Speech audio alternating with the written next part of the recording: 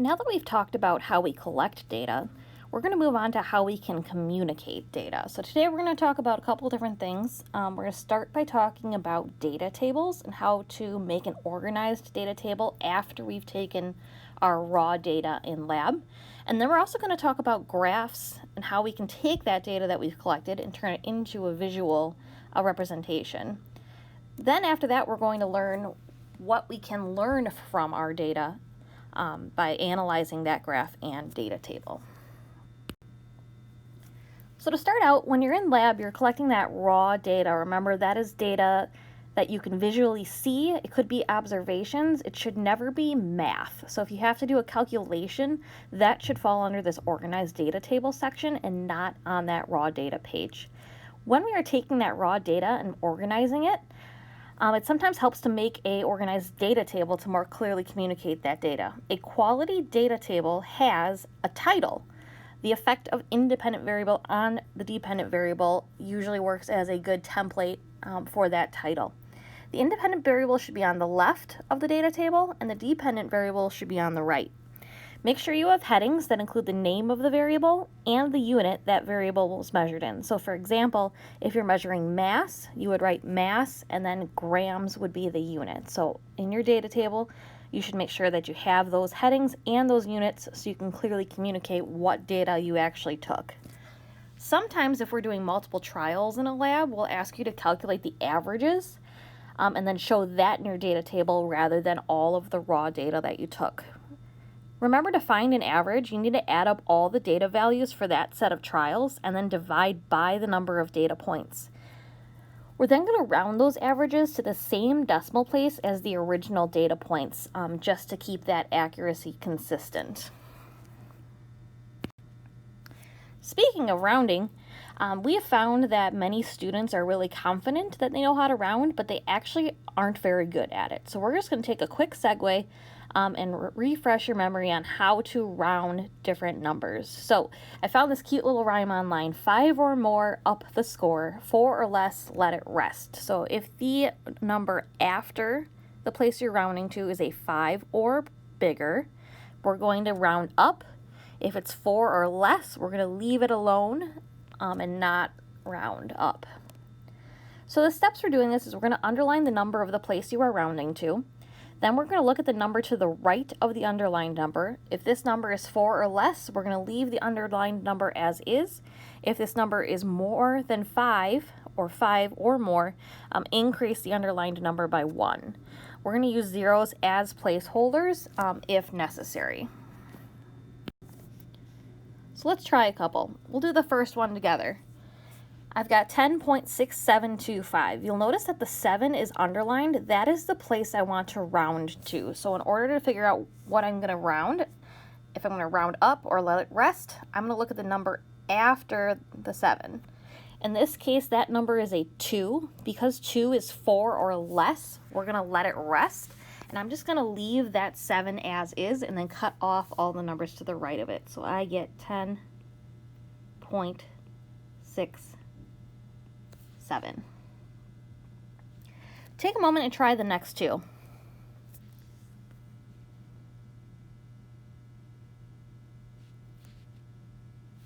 Looking at 908.7, again, that 8 is where we want to round, so I'm going to look at the place after it.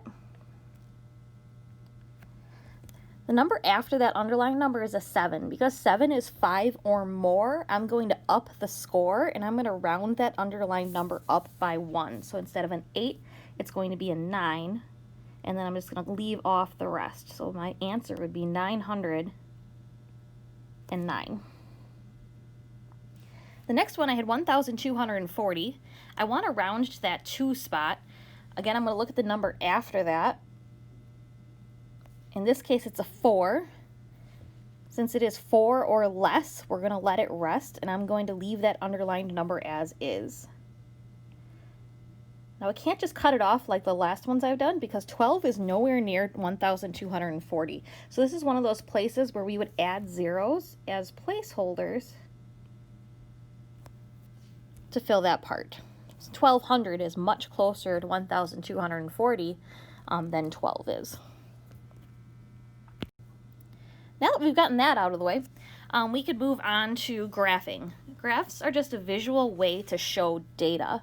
So a lot of times when we're taking data in the lab, we want to establish a trend, and one easy way to visually be able to see that is by making a graph. A quality graph will have axes labels, the name of the variable and the unit it was measured in. So similar to the headings in your data table, we want to make sure we're labeling what we measured and what unit we measured that in. So for example, it might be volume, and that would be measured in milliliters. So I want to make sure I have labels on both my X and Y axis. I also want to make sure I have numbers on my graph, and those numbers should be logical and they should go up by the same increment each time. We call this equal interval spacing. And now I know sometimes in math, you guys are allowed to have breaks in your graph. You know, you put like that fun little squiggle, and then you're allowed to skip a whole chunk of numbers. We do not do that in chemistry because it makes the trend harder to see. So no breaks, equal interval spacing. If you need help finding a logical interval, you want to take the biggest number in your data set for either the X or the Y, and then we want to divide by the number of lines on your graph paper. So for example, if my biggest number in my data set was 12, and I had 10 lines on my graph, 12 divided by 10 would be 1.2. Now you can go up by 1.2s if you want, but that seems like a pain to me. So I usually prefer to round up to a pretty number. So we could either round this up to 1.5, or depending, we may even be able to round all the way up to 2. A graph should also have a title. Again, we're going to use that same format of the effect of independent variable on the dependent variable. So again, in those spots where it says independent variable and dependent variable, you would fill in the specifics from your experiment. A good graph also has a trend line. Depending on what your data looks like, this could be a straight line or a curved line. So it may look like this, a straight line, or sometimes it could be a curve. Either way, you want to look at your data after you've graphed your points and figure out what would be the most logical trend line for your data. Keep in mind that your trend line does not have to go through 0, but it can, but it doesn't have to. It also does not have to go through all of the data points. If the data doesn't allow you to go through all of them, that is okay. So for example, if I had a graph and my data looked something like this, my best trend line would probably be something more like that, following the general trend of the data, not necessarily going through all the points. Whenever we make graphs in this class, they're always going to be worth 8 points. Those 8 points are broken down as follows. You are going to get 1 point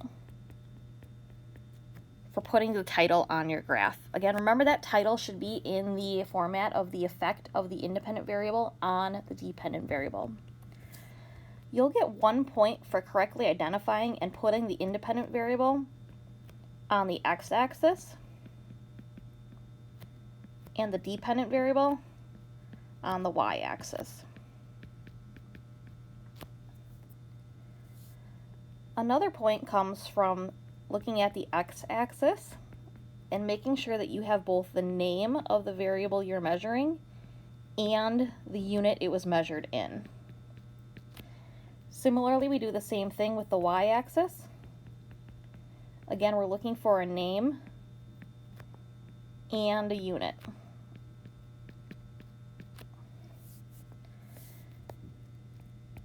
We get another point just for correctly plotting your data on your graph. So putting those points on the graph gets you 1 point right there. Another point is dedicated to that equal interval spacing that we talked about. Remember, your two sides of your graph don't need to go up by the same thing, but they should be consistent on that axis. You get another point for drawing your trend line. Again, that trend line should best fit your data. You're probably going to want to use a ruler or another straight edge to make sure that that line is straight and not all wonky. Our last point comes from using at least 2/3 of the space on your graph paper. If you are following that trick for equal interval spacing that we learned about on the last slide, this should happen naturally.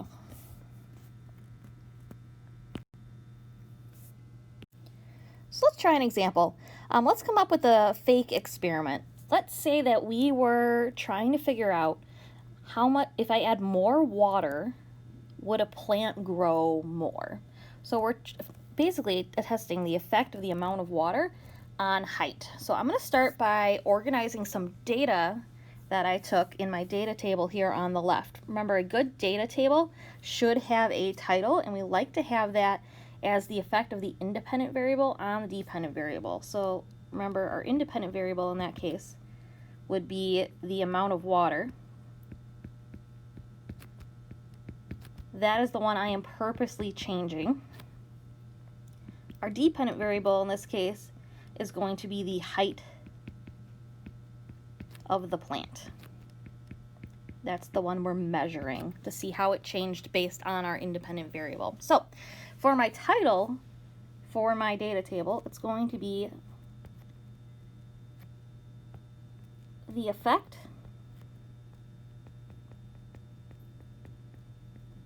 of amount of water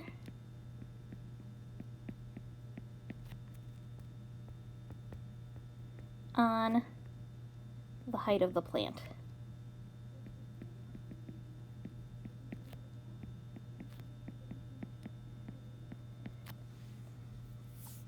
Remember, when you're making a data table, we're always going to put the independent variable on the left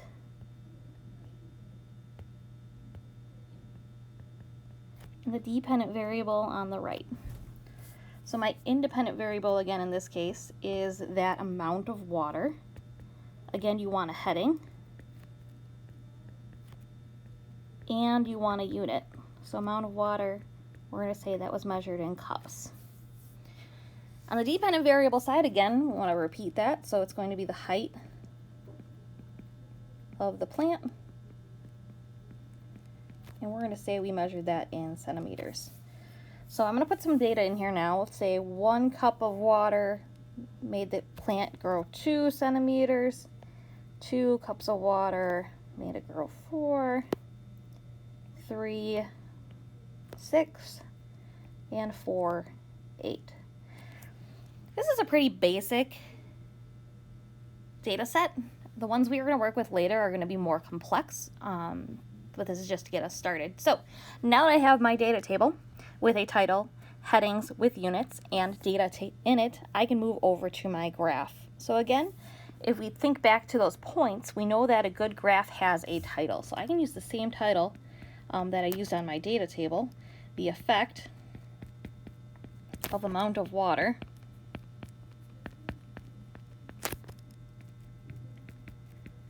on the height of plant.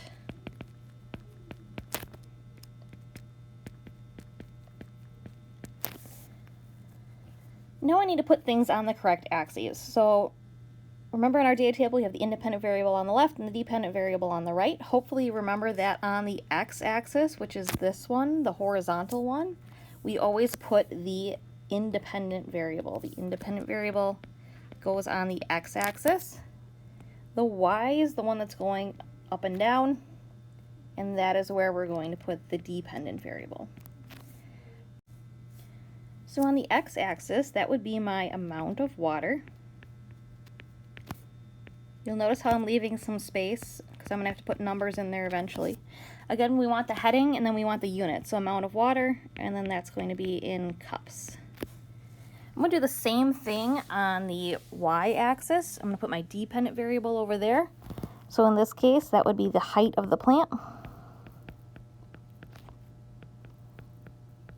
And again, a unit in centimeters. Now that I've labeled my axes, I want to figure out what interval I should go by on each one. So I'm going to start with the x. Again, I'm going to look at my data and I'm going to figure out what is my largest data point on my x1. So in this case, my largest data point is 4. So I'm going to do 4 divided by, and then I'm going to count how many spaces I have on my x-axis. So 1, 2, 3, 4, 5, 6, 7, 8, 9, 10, 11, 12. So 4 divided by 12 gets me 0.33. Again, you could go up by that if you wanted, but I would prefer to round it up to a pretty number, so I'm going to round that up to 0.5. So I can start putting numbers on my x-axis, but you notice that they're pretty close together, so I'm actually going to go every other line. So if this one is 0.5, this next one would be 1. Rather than labeling every single one, I'm going to get rid of this first one, and I'm going to count up by 2s, skipping every other line. So 1, 2, 3, 4, 5, 6. Now you could label every line if you wanted, but this tends to look a little bit cleaner. I'm going to do the same thing on the other side now. So again, I'm going to figure out what my largest data point is, and then I'm going to divide that by the number of spaces. My largest data point on the y-axis is 8. And again, I have 1, 2, 3, 4, 5, 6, 7, 8, 9, 10, 11, 12 spaces. So 8 divided by 12 is 0.66.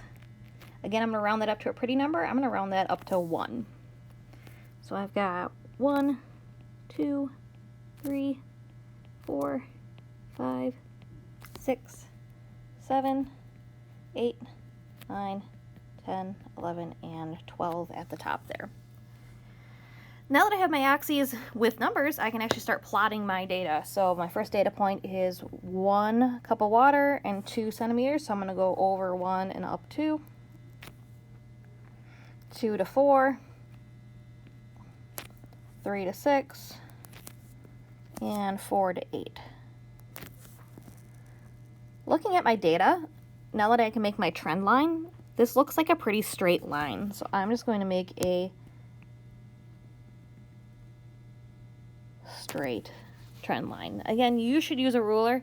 I don't, I'm on an iPad, so I don't have that option, but you should have a ruler so that that line is super straight.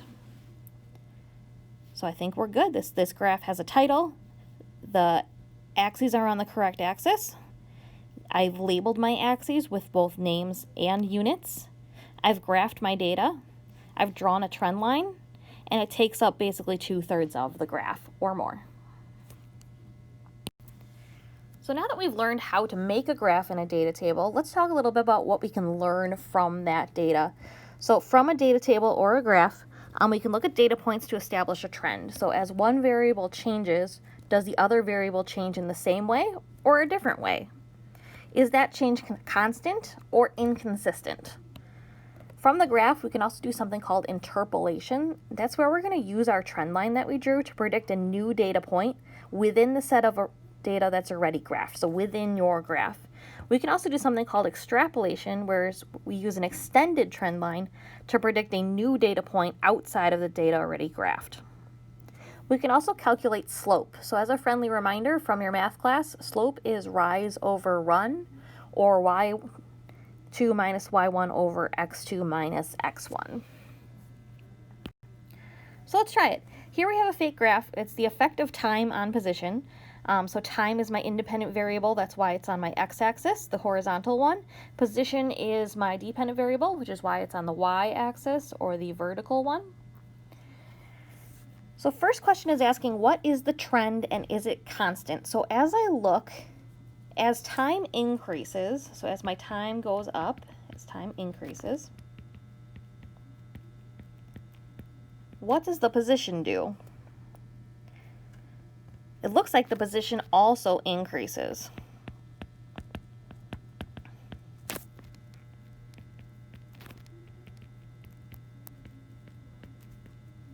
The second half of the question asks if it's constant. So because I drew a straight line, that means that this is a constant trend. So yes, it is constant.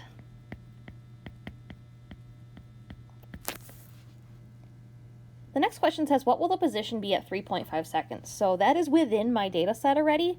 So this is going to be what's known as interpolation because it's within. So I'm going to go to my graph and I'm going to go to 3.5 seconds.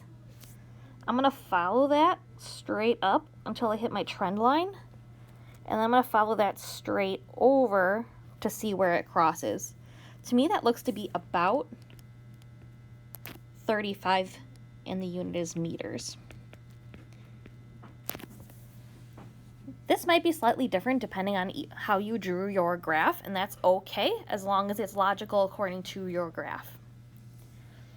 Number 3 says, at what time will the position be 100 meters?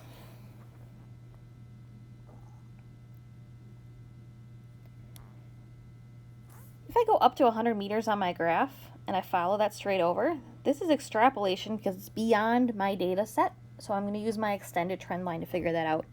I go over to 100, I follow it over where it crosses my trend line, and then again I'm going to follow that straight down. To me, that looks to be about 10 seconds. Again, lastly, we can calculate the slope of the line. When you're calculating the slope of the line, you want to pick 2 random data points and do that math that we talked about on the last page. So that would be y2 minus y1 over x2 minus x1. So the data points I'm going to pick, and again, it doesn't matter, but I'm going to work with this one right here, which is at 70 and 7, and this one right here, which is at 30 and 3. So I'm going to go 70 minus 30, because I'm going to do my y's first on top, over my x's, which is 7 minus 3. Again, keeping those data points that go together on the same side. When I do that, I get 40 over 4, which is 10. Now, because it is the slope and we are actually dividing our units too. So remember, our y unit was meters, our x unit was seconds, so this is 10 meters per second. And what does this tell us? Well, if you can think about it, meters per second should sound familiar because that is a measure of speed. So that is it for your graphing and data table notes. Your assignment for tomorrow is to work on a worksheet that is practicing these skills.